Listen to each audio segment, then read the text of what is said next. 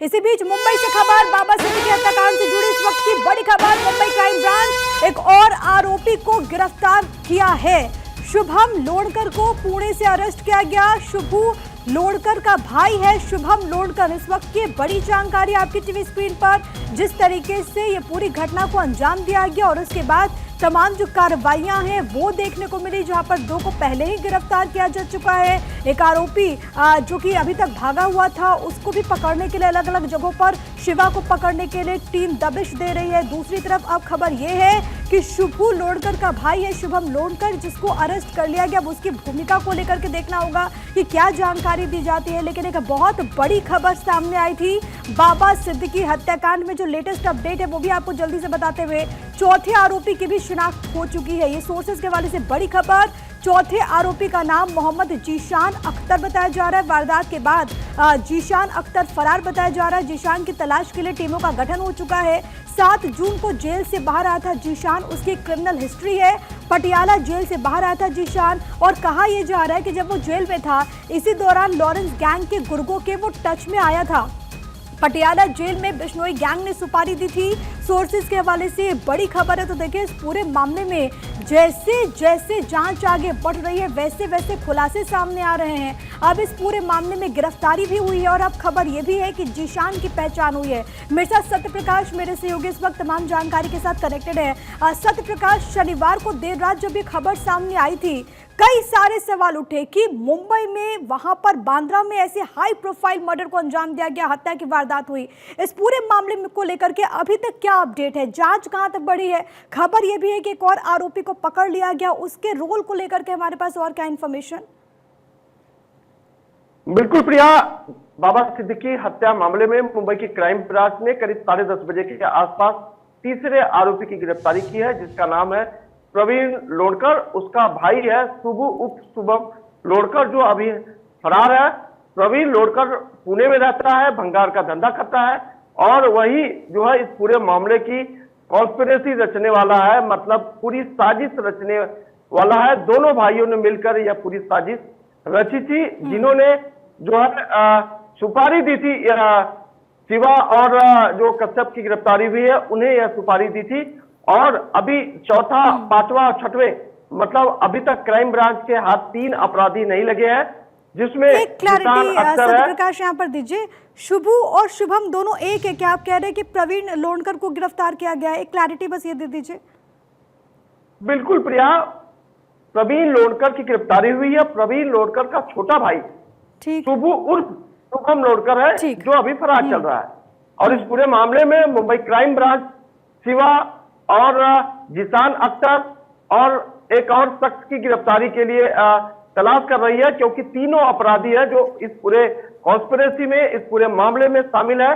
किसी ने लोकेशन देने का काम किया है, तो किसी ने तमाम जो सुविधा मुहैया कराने का काम किया है, और जो शुभम लोणकर है उसने पूरे मामले में जो है सुपारी देने का काम किया है और पूरे इस मामले में वॉच रखने का काम किया है। तो दोनों भाइयों की बेहद अहम भूमिका है, इसलिए मुंबई क्राइम ब्रांच एक भाई जो लोणकर है उनकी गिरफ्तारी की है। ठीक है, एक बार ब्रेकिंग को ठीक करवा लेंगे। प्रवीण लोणकर को गिरफ्तार कर लिया गया है। शुभम लोणकर और शुभू लोणकर क्योंकि एक ही है, उनको गिरफ्तार करने के लिए लगातार दबिश दी जा रही है। लेकिन सत्य प्रकाश, अभी तक इस पूरे मामले में एक जीशान का नाम भी सामने आया और कहा यह जा रहा है कि वो लॉरेंस बिश्नोई के संपर्क में आया था जब वो जेल में था।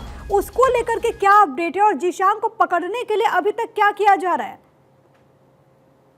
देखिए, जीशान अख्तर की बेहद खास भूमिका है। जीशान अख्तर जो तमाम अपराधी, जो 3 शूटर मुंबई में आए थे, जिन्हें लोकेशन देने का काम किया है, जिनका लोकेशन वह बार बार बता रहा था और दिखा रहा था, ये उसकी भूमिका है। जालंधर के जेल में इन दोनों की मुलाकात हुई थी, यहीं पर जो है पूरा प्लान किया था। उसके बाद वह मुंबई आया और मुंबई में आने के बाद इस पूरे कॉन्स्पिरेसी को जो है रचा गया। 2 महीने जो है मुंबई के कुर्ला में 14,000 के रूम रेंट पर इनको रखा गया, जहां पर रेंट पर लेकर ये तीनों अपराधी रहते थे और आए दिन कुर्ला से लेकर बांद्रा तक ऑटो रिक्शा से सफर करते थे। इस सफर के दौरान यह निगरानी रखते थे कि बाबा सिद्दीकी अपने बेटे से कब अलग रहते हैं, बाबा सिद्दीकी कब जो है बांद्रा के अपने बेटे के दफ्तर में आते हैं और उनका बेटा कब जो है दफ्तर में अकेला रहता है। तो ये कहा जा सकता है कि करीब 20 दिन तक ये वॉच रखा गया और 3 महीने पहले पूरी कॉन्स्पिरेसी रची गई थी, जिसमें जो है नवरात्रि के आखिरी दिन जो है इस पूरे प्लान को अंजाम दिया गया, जिसमें सबसे खास और अहम बात कि कुछ लोग और भी है जो जिस वक्त फायरिंग होती उस वक्त पटाखे जला रहे थे, ये भी कॉन्स्पिरेसी की हिस्सा है। मुंबई क्राइम ब्रांच इसे कॉन्स्पिरेसी की हिस्सा मान रही है। अब उन लोगों की भी गिरफ्तारी होने वाली है। हालांकि कड़ी दर कड़ी जो है क्राइम ब्रांच जोड़ रही है और उसी कड़ी के साथ जो है आगे धीरे धीरे बढ़ रही है। माना जा रहा है कि चौथा जो आरोपी है उसकी भी गिरफ्तारी जल्द क्राइम ब्रांच करने वाली है, क्योंकि क्राइम ब्रांच के हाथ कई अहम सबूत लगे हैं। लेकिन अभी तक इन्वेस्टिगेशन में, क्योंकि इस पूरे मामले को लेकर के सत्यप्रकाश आप भी क्योंकि ग्राउंड जीरो पर मौजूद थे जब ये बड़ी घटना घटी, कई सारे तथ्य निकल करके सामने आए और कई सारे एंगल्स में निकल करके सामने आए। क्या अब जो क्राइम ब्रांच है वो लॉरेंस बिश्नोई के एंगल से ही मामले की इन्वेस्टिगेशन कर रही है? क्योंकि एक सोशल मीडिया पोस्ट भी सामने आया था, क्या वो इस कंक्लूजन में पहुंच चुकी है कि इसके पीछे लॉरेंस बिश्नोई का हाथ है, या फिर जो बाकी के एंगल समझ में आ रहे थे, चाहे वो प्रॉपर्टी को लेकर के हो, जमीन का पूरा मामला था, क्योंकि वहां पर वो जिस तरीके से उनका कद रहा उसको लेकर के भी खबर सामने आई थी कि बिल्डर के तौर पर भी उनकी पहचान थी, तो ये एक एंगल हो सकता है, या फिर जो अंडरवर्ल्ड वाला जो विकल्प था, क्या उन तमाम एंगल से अभी भी जांच चल रही है, या फिर कंक्लूजन सामने आ चुका है कि लॉरेंस बिश्नोई गैंग का इस पे हाथ है? बिल्कुल प्रिया, देखिए इस कॉन्स्पिरेसी को अगर आप पीछे लेके जाएंगे तो सलमान खान के घर के बाहर जो फायरिंग हुई थी, उस मामले में जिन अपराधियों की गिरफ्तारी हुई थी उनसे पूछताछ में ऐसी जानकारी सामने आई थी कि जो कॉन्स्पिरेसी बाबा सिद्दीकी के साथ हुई है, ठीक वही कॉन्स्पिरेसी सलमान खान के घर के बाहर फायरिंग मामले में हुई थी।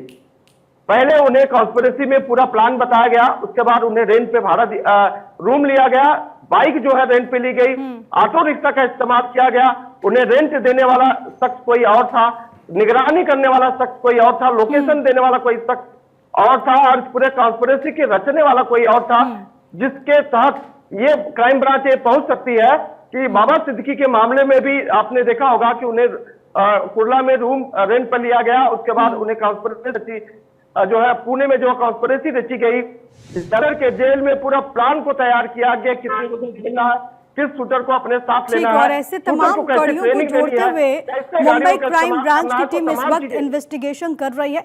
आरोपियों की गिरफ्तारी भी हो रही है और आगे भी इसी तरीके से अलग अलग जगहों पर दबिश दी जा रही है ताकि बाकी के आरोपियों को भी पकड़ लिया जाए। बहुत धन्यवाद आपका सत्यप्रकाश, तमाम बातचीत और जानकारी हम तक पहुंचाने के लिए।